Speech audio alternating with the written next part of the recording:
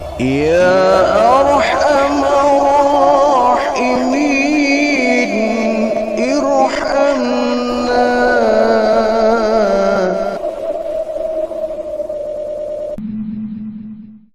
Abi Hurairah radhiyallahu anhu qala Rasulullah sallallahu alaihi wasallam sinfani min ahlin nari lam arahuma qaumun ma'ahum syiyatun katnabil baqari yatribuna bihan nas wa nisaun kasyiyatun ariyatun mumilatun ma'ilatu ru'usuhunna kasnimatil bukhtil ma'ilat la yadkhulnal jannata wa la yajidna rihaha.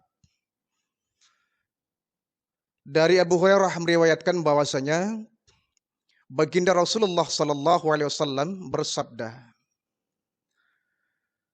ada dua golongan dari penghuni neraka lam arahuma yang aku belum pernah melihat dua orang ini di dunia.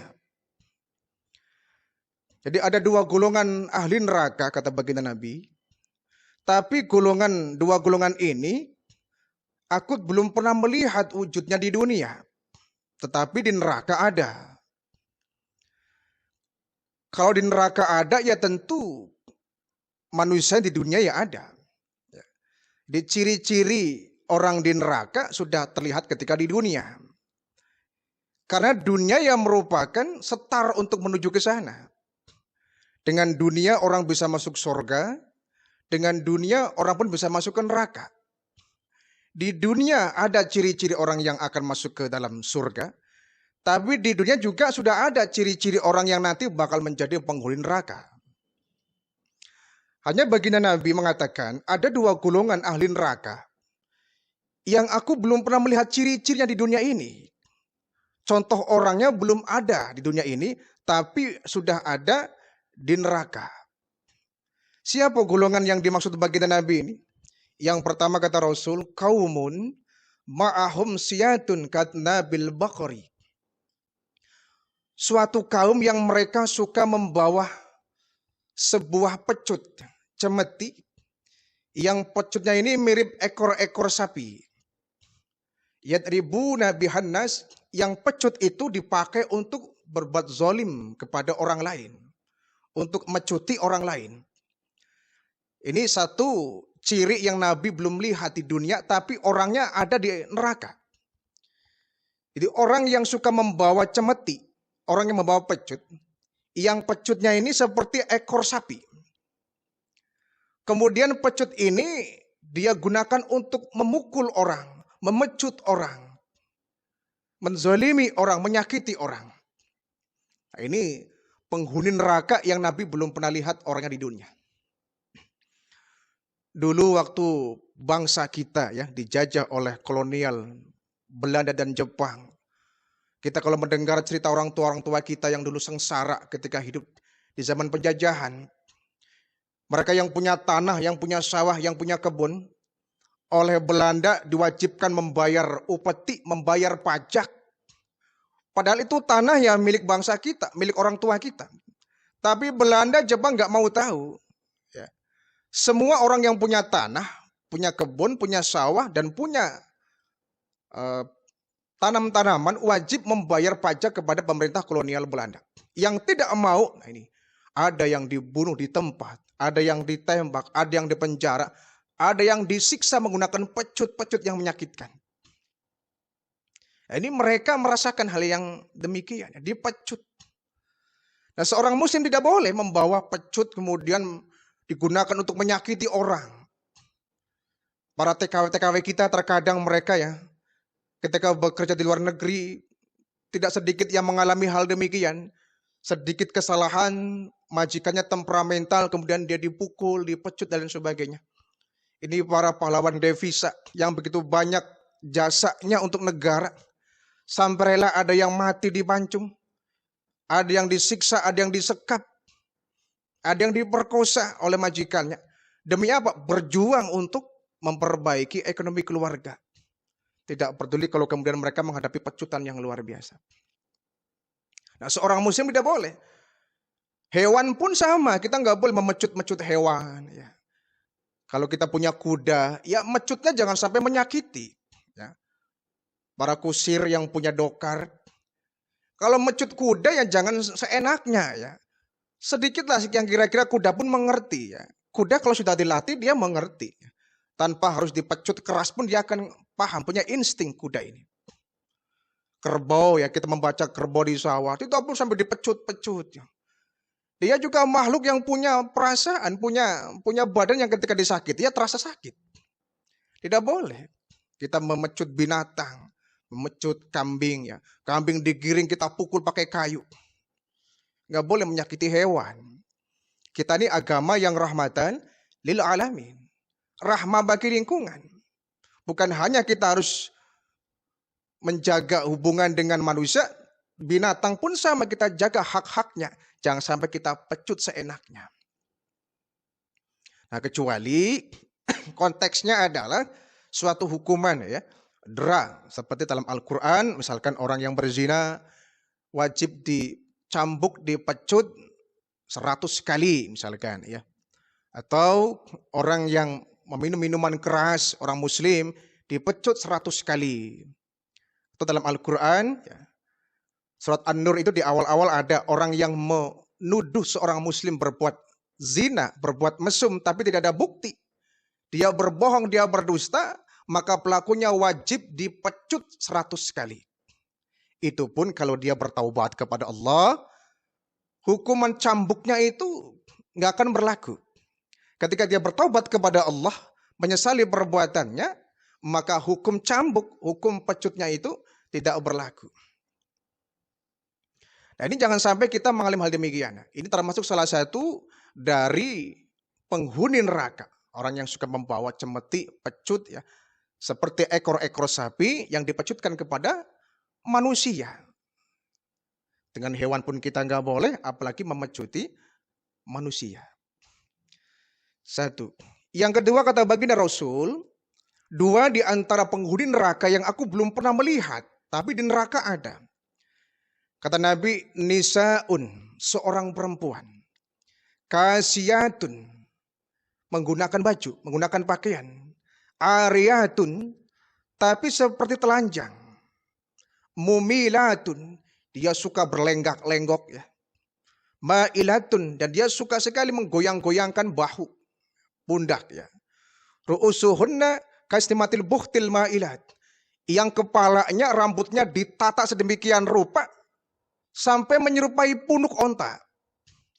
Nabi nggak pernah lihat, tapi di neraka ada. Karena Nabi waktu Isra Mi'raj, Rasulullah kan masuk ke dalam alam surga, alam neraka. Ya, didampingi oleh malaikat Jibril.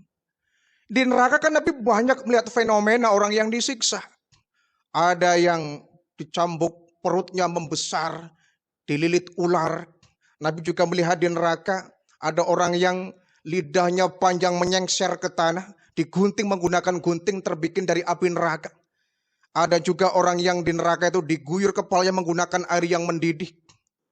Dan lain sebagainya. Nabi banyak melihat, menyaksikan fenomena siksaan neraka, azab neraka yang membuat Nabi kemudian merasa terenyuh ya. Jangan sampai ada umatnya yang masuk ke dalam. Nah, di antaranya ada di neraka itu, ciri-ciri orang yang masuk neraka itu, tadi pertama orang yang suka memecut ya, dengan pecut-pecut yang seperti ekor-ekor sapi. Dan yang kedua ada di neraka itu, siksa neraka itu, yang di dunia sudah kelihatan seorang perempuan, kasiyatun, menggunakan baju, ariyatun, tapi telanjang. Nah, ini aneh, menggunakan baju tapi telanjang. Artinya ya dia percuma menggunakan baju kalau auratnya terbuka bebas. Baju itu kan fungsinya untuk menutup aurat. Kalau menggunakan baju tapi tidak sampai menutup aurat, ya percuma menggunakan baju, telanjang sekalian. Menggunakan baju, nggak telanjang. Menggunakan baju, ada pakaian tapi kok sama dengan telanjang. Ini kan fenomena yang banyak kita saksikan di hari ini. Anak-anak kita yang perempuan ya, nasihati mereka.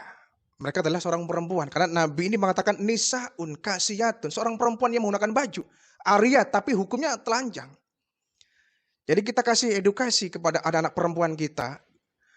Terutama ketika mereka keluar rumah, jangan pernah mereka menggunakan baju, tetapi auratnya tetap nampak. Lekukan badannya terlihat jelas ya. Menggunakan baju yang ketat, celananya ketat, kaosnya ketat, bajunya ketat. Sehingga tertutupi auratnya, tapi terbuka pada hakikatnya. Nah, kalau dia menggunakan celana yang ketat, akhirnya lekukan badannya pun terlihat jelas. Ini yang mengundang rangsangan orang. Apalagi menggunakan baju, pakaian, tetapi masih terbuka auratnya. Kan ada itu ya. Artis-artis kita, misalkan mohon maaf ya. Biduan-biduan kita, Masya Allah kadang-kadang kita kalau kondangan sering bingung ya.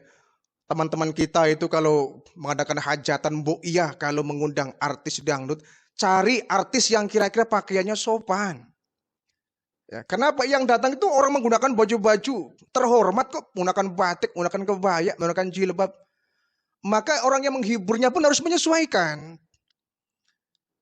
Jangan menggunakan baju-baju yang sangat tidak layak tampil di depan umum. Ya.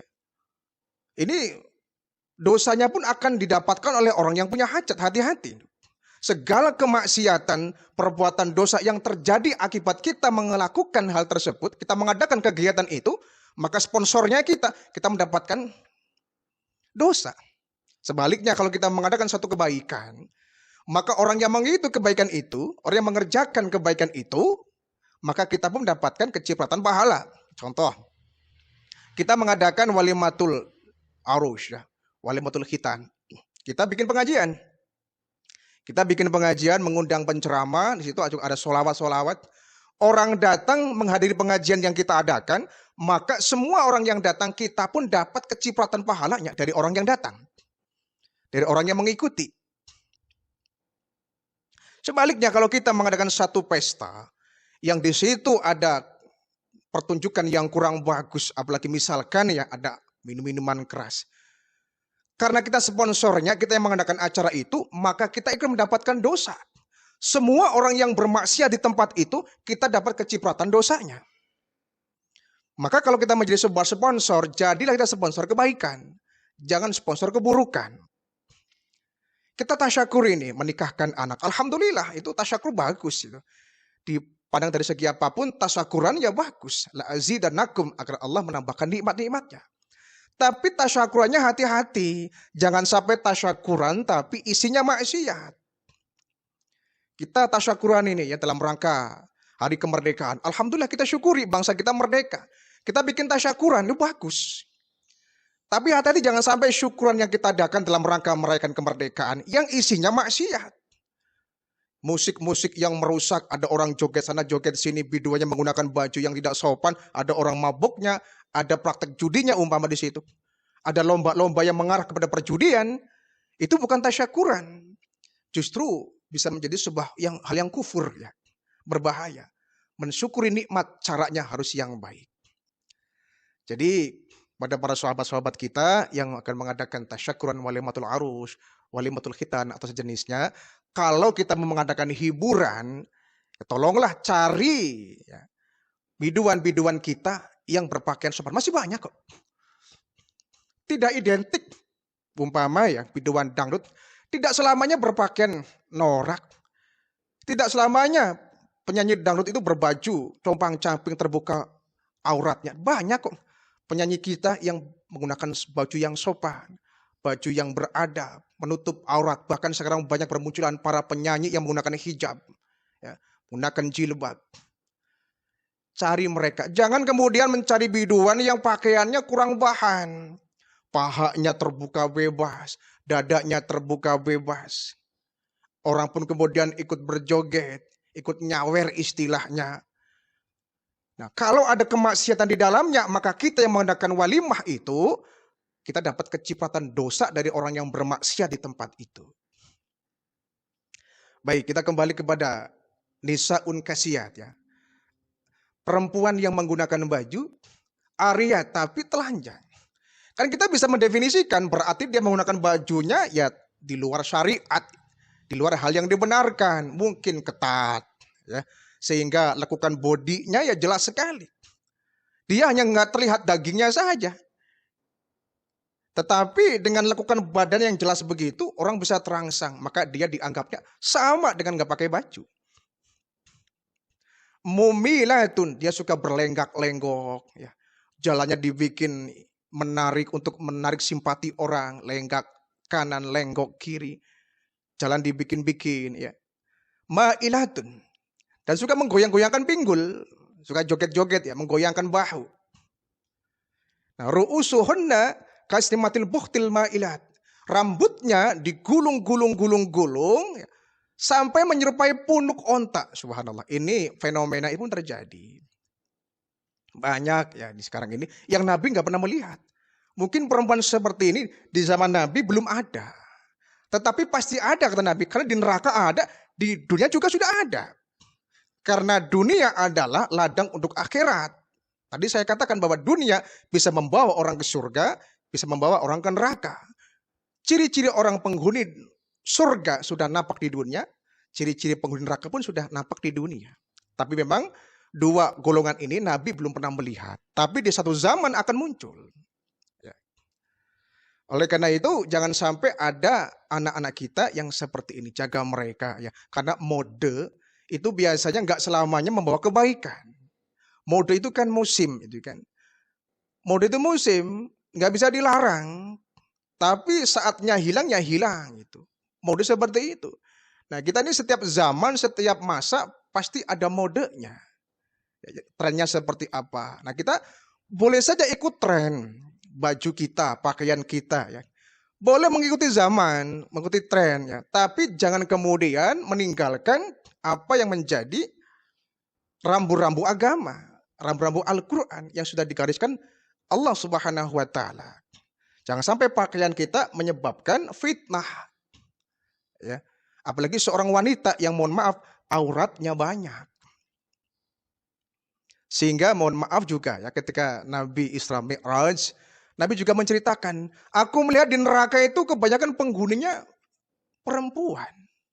Mayoritas penghuni neraka itu perempuan, walaupun laki-laki juga, ya banyak juga.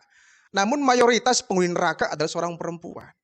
Ya kita ambil contoh yang mudahnya. Perempuan itu kan auratnya kan banyak. Sekujur tubuhnya aurat.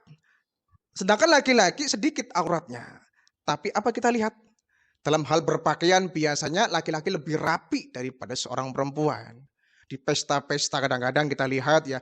Laki-lakinya pakai jas, rapi, pakai dasi, pakai sepatu, rapi. Tapi perempuannya pakai rok di atas lutut.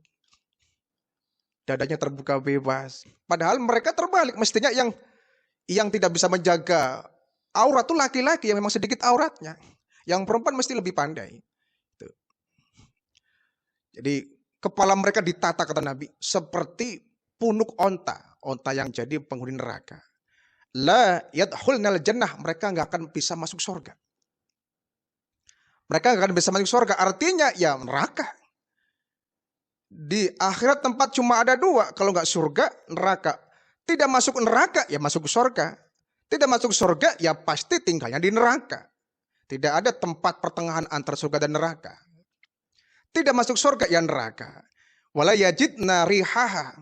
Jangankan masuk surga kata Nabi, baunya pun nggak bisa mereka cium, subhanallah. Ya baunya itu berarti kan dia masih di luar surga. Kalau baunya nggak dia cium, ya apalagi surganya. Ya. Wa inarihaha, sementara wanginya surga, aromanya surga, layu jadu min masirah, sudah bisa dicium. Ya. Kada wa kada, di masa-masa tertentu dan di masa-masa tertentu. Jadi kata Nabi, nanti surga ya di menjelang hari-hari akhir datangnya hari kiamat, aroma surga sudah bisa kecium oleh manusia. Aroma surga sudah bisa kecium.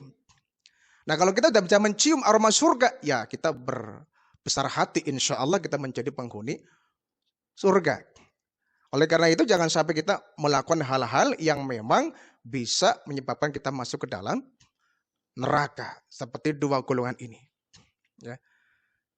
Sebaliknya kita harus bisa menjaga keluarga kita, anak-anak kita. Ya. Ku anfusakum wahlikum nar. Kita sebagai pemimpin keluarga berkewajiban. Ya. Terutama mohon maaf ya, seorang perempuan yang oleh Nabi isyaratkan bahwa banyak perempuan-perempuan muslim yang mereka tidak bisa menjaga auratnya, terutama bisa menjaga lidahnya. Sehingga mereka dimudahkan untuk masuk ke neraka. Ya mohon maaf lah ya, kita bicara apa adanya, objektif. Yang banyak bicara itu biasanya seorang perempuan. Ya, kalau sudah marah, wah, suami bicara 5 kata, istri sampai 50 kata. Ya, paling pandai berdebat itu perempuan biasanya ya. Suami istri itu biasanya lebih dominan, banyak bicara ya istri. Ya. Yang sering mengeluh ya istri kita. Yang sering membuat kita marah ya kadang istri kita. Nah, kalau kita sebagai suami nggak bisa mendidik mereka, mengarahkan mereka dengan agama, ya mereka akan semaunya mengeluarkan kata-kata. Karena dosanya istri akan ditanggung oleh suami. Beda dosanya suami, istri nggak ikut-ikutan. Tapi dosanya istri, suami akan terlibat. Sebab itu jangan sampai istri kita keluar rumah, anak perempuan kita keluar rumah, mereka menggunakan baju yang diceritakan dalam hadis ini. Ya. Menggunakan baju kasiyatun, berpakaian, tapi ariyat, telanjang itu. Telanjangnya ini karena auratnya bisa menyebabkan orang lain terangsang. Terutama yang kaum laki-laki. Nama laki-laki itu biasanya paling senang melihat keindahan dalam diri seorang perempuan. Karena Al-Quran mengatakan perempuan itu zuyina linnas. Hiasan untuk manusia. Hubbu syahwatu minan nisa. Aku hiasi manusia itu ketertarikan kepada seorang perempuan. Zuyina. Itu hiasan. Yang Allah berikan linnas kepada manusia. Di antara adalah hubbu syahwat minan nisa. Itu rasa ketertarikan kepada seorang perempuan. Karena laki-laki diberikan tabiat oleh Allah suka dan tertarik kepada perempuan, maka objektifnya harus kita perbaiki ini.